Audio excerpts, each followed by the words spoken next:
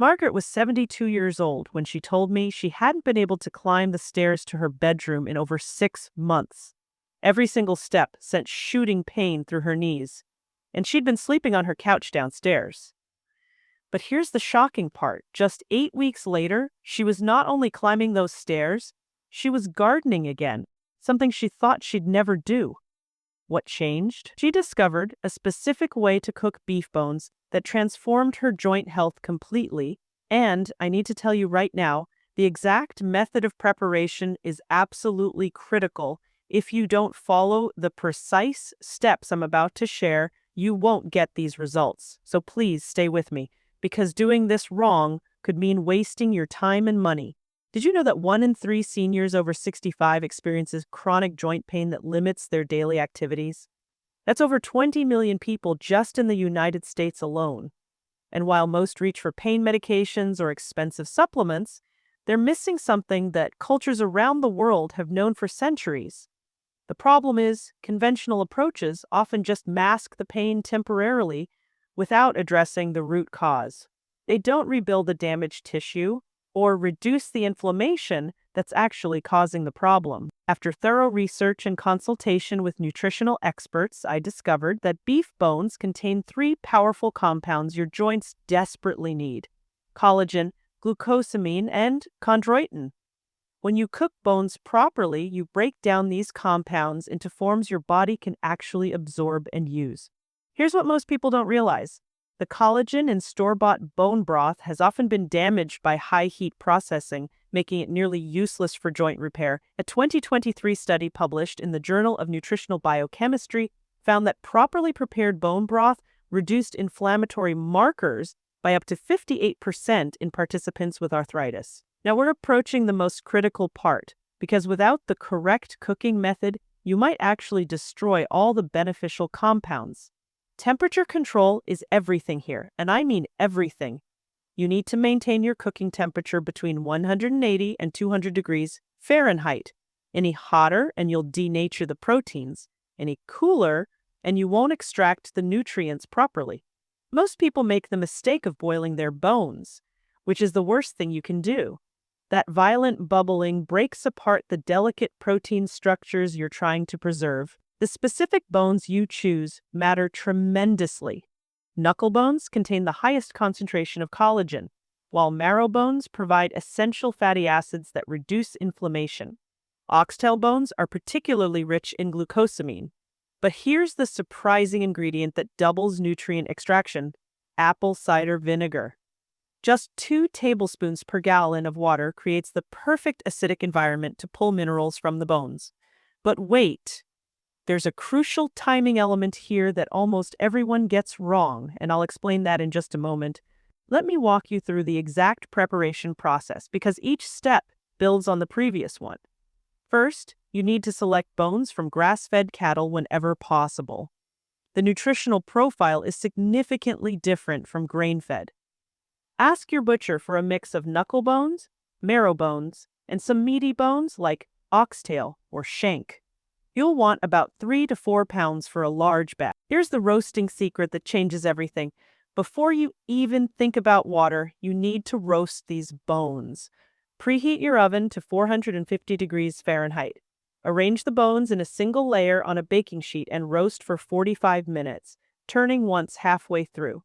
This caramelization process, you'll know you've done it right when the bones are deeply browned but not blackened. Now comes the water temperature trick. After roasting, transfer the bones to your cooking pot. But don't add hot water directly to hot bones. This thermal shock can seal the bones and prevent proper extraction. Let the bones cool for about 10 minutes, then add cool water. This is when you add your apple cider vinegar, but here's what's crucial.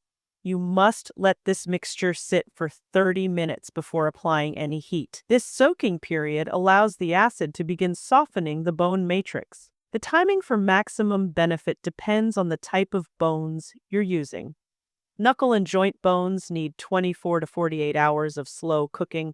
Marrow bones can be done in 12 to 24 hours. But here's what most recipes won't tell you. After the first 12 hours, you should skim the surface every few hours. Those impurities that rise to the top can create off flavors and may even contain inflammatory compounds. You'll know you're doing it right when the liquid develops a rich golden brown color and becomes slightly gelatinous when cooled. If your broth doesn't gel when refrigerated, you either cooked it too hot, didn't use enough collagen-rich bones, or didn't cook it long enough. A properly made bone broth should be so thick when cold that you can turn the jar upside down and nothing moves. But here's what most people don't realize. You can dramatically enhance the anti-inflammatory effects with three specific herbs. Turmeric, ginger, and black pepper work synergistically to multiply the benefits. Add 1 tablespoon of fresh grated turmeric, 2 tablespoons of fresh grated ginger, and 1 teaspoon of black pepper during the last 2 hours of cooking. The piperine in black pepper increases the bioavailability of curcumin in turmeric by up to 2,000%. There's a vegetable combination you should never add, despite what many recipes suggest. Cruciferous vegetables like broccoli, cabbage, or Brussels sprouts release sulfur compounds during long cooking that can interfere with mineral absorption. Stick to onions, celery, and carrots if you want to add vegetables, but add them only in the last 3-4 hours of cooking. Here's another critical mistake: adding salt or other acids like lemon juice too early. While apple cider vinegar is essential at the beginning, adding any other acids or salt during the first 12 hours can actually prevent proper collagen extraction. Salt particularly interferes with the protein breakdown process. Wait until the final hour to season your broth. The filtration method you use can make or break your results. After cooking, you need to strain the broth while it's still warm but not hot. Use a fine mesh strainer lined with cheesecloth. But here's the key: don't press or squeeze the solids. Let gravity do the work. Pressing forces tiny particles through that can cloud your broth and introduce unwanted compounds. The clear golden liquid that passes through naturally contains the highest concentration of beneficial nutrients. For optimal joint relief, consume 8 to 12 ounces of warm bone broth daily. But timing matters more than you might think. The best absorption happens on an empty stomach, ideally first thing in the morning or 30 minutes before meals. Your stomach acid is strongest when empty, which helps break down the proteins for maximum absorption. You can enhance the effects even further by combining your bone broth with vitamin C in rich foods. A squeeze of fresh lemon juice, added just before drinking, not during cooking, or eating an orange alongside your broth, can increase collagen synthesis in your body. But avoid consuming it with high calcium foods like dairy, as calcium can compete with other minerals for absorption. How do you know if it's working? Most people report the first improvements in morning stiffness within 10 to 14 days. Joint flexibility typically improves by week 3, and significant pain reduction usually occurs by week 6 to 8. Keep a simple journal noting your pain levels and mobility each day. You'll be surprised at the gradual improvements you might otherwise miss. Recent research from the University of California, published in 2023, showed that participants drinking properly prepared bone broth daily experienced a 58% reduction in inflammatory markers and a 41% improvement in joint mobility scores. What's particularly interesting is that these results matched or exceeded those from glucosamine supplements, but without the digestive issues some people experience with pills. According to medical literature, the reason bone broth works, where supplements often fail, comes down to bioavailability and the synergistic effect of multiple nutrients working together. While a glucosamine pill provides one isolated compound, bone broth delivers a complex matrix of collagen, minerals, amino acids, and glycosaminoglycans that work together to rebuild cartilage and reduce inflammation. What skeptics often point out is the lack of large-scale clinical trials. They're not wrong. Most evidence is observational or from smaller studies. However, the mechanism of action is well established in nutritional science, and the thousands of years of traditional use across cultures provide substantial empirical evidence. The real question isn't whether it works, but whether you're preparing it correctly to get the benefits. If you're not seeing results after 6 to 8 weeks, there are usually three culprits. First, you might not be consuming enough. Some people need up to 16 ounces daily to see significant improvements. Second, your cooking temperature might be too high, destroying the beneficial compounds. Third, you might have underlying digestive issues preventing proper absorption. Storage is crucial for maintaining potency.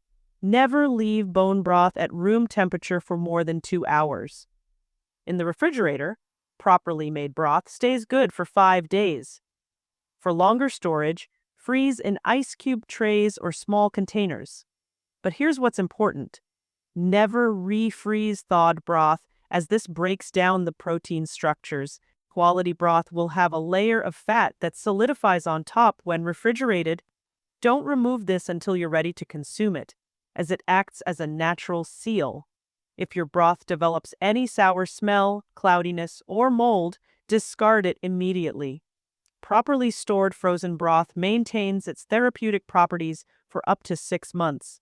Beyond joint health, people report unexpected improvements in digestion, skin elasticity, and even sleep quality.